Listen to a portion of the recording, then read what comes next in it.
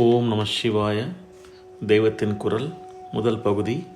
சுவாமி என்றால் குமாரசுவாமியே என்ற தலைப்பில் மகாபெரிவா அருளிய உரை.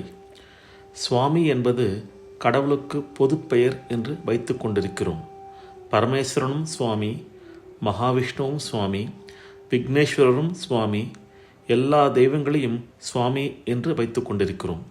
இப்படி எந்த மூர்த்தியாகவும் இல்லாமல் இந்த எல்லாமாகவும் ஆகியிருக்கிற பரமாத்மாவை, பராசக்தியை கடவுள் என்று எந்த மதஸ்தராலும் சொல்லப்படுகிறவரையும் சுவாமி என்றே சொல்கிறோம். ஆனால் இந்த சுவாமி என்கிற பெயர் வாஸ்தவத்தில் ஒருத்தருக்குத்தான் உண்டு. இப்போது நாம் சொல்கிற சாமிகள் எல்லாம் அந்த ஒருவரிடம்தான் அவர் பெயரையே கடனாக கேட்டு வாங்கி தங்களுக்கும் வைத்து கொண்டிருக்கிறார்கள். அந்த நிஜமான சுவாமி யாரென்றால் சுப்பிரமணியர் தான். முருகப்பெருமான் என்று இந்த தமிழ் தேசத்தில் தனி அன்போடு சொல்லப்படுகிறது தான். அவர் குழந்தையாக இருக்கிற கடவுள் குமாரசுவாமி. இவர்தான் சுவாமி என்று எதனால் சொல்கிறீர்கள் என்று கேட்பீர்கள். அமரகோசத்தின் ஆதாரத்திலேயே இப்படி சொல்கிறேன். அகராதி, நிகண்டு என்றெல்லாம் சொல்கிறார்கள் அல்லவா? சமஸ்கிருதத்தில் இருக்கிற பிரசித்தமான அகராதிக்கு அமரகோசம் என்று பெயர்.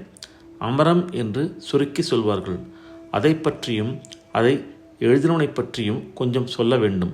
சுப்பிரமணியர் விஷயத்துக்கு இது நேராக சம்பந்தமில்லைதான்.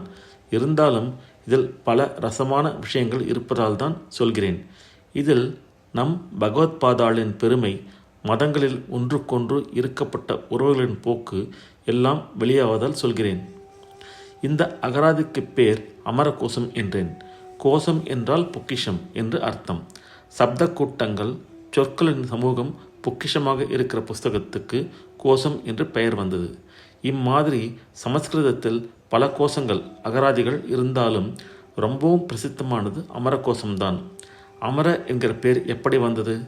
சமஸ்கிருதத்தை தேவபாஷை என்பார்கள். தேவர்கள் அமிர்தம் உண்பதால் அமரர் எனப்படுவார்கள். எனவே தேவபாஷை அமரபாஷை என்றும் சொல்லப்படும்.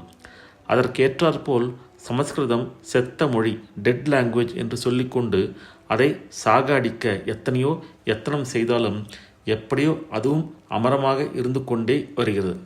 அமர பாஷையில் உள்ள கோஷம்தான் அமரகோசமா என்று தோன்றலாம். ஆனால் இந்த கோஷத்துக்கு அமரம் என்கிற பெயர் இப்படி வரவில்லை. அதை இயற்றியவனின் பெயரை வைத்தே அதற்கு அமரம் என்று பெயர் வந்தது. அமரசிம்மன் என்பவனால் செய்யப்பட்டதனால் அதற்கு அமரகோசம் என்று பெயர். அமரசிம்மன் மகா புத்திமான். இந்த நிகண்டுவை பார்த்தால் அறிவில் அவனுக்கு ஈடு உண்டா என்று பிரமிப்பு உண்டாகும். ஒவ்வொரு விஷயத்தையும் அவ்வளவு நன்றாக தெரிந்து வைத்து கொண்டு அர்த்தம் சொல்கிறான்.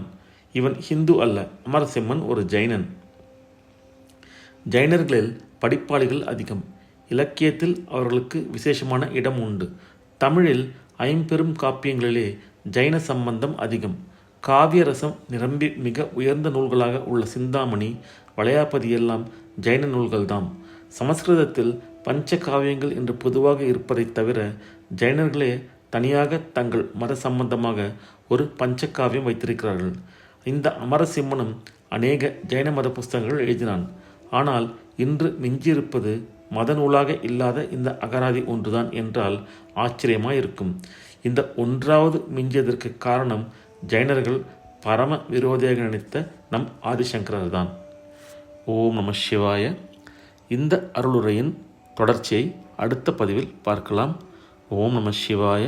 ஹரஹர சங்கர, ஜெய ஜெயசங்கர, காஞ்சி சங்கர, காமகோட்டி சங்கர.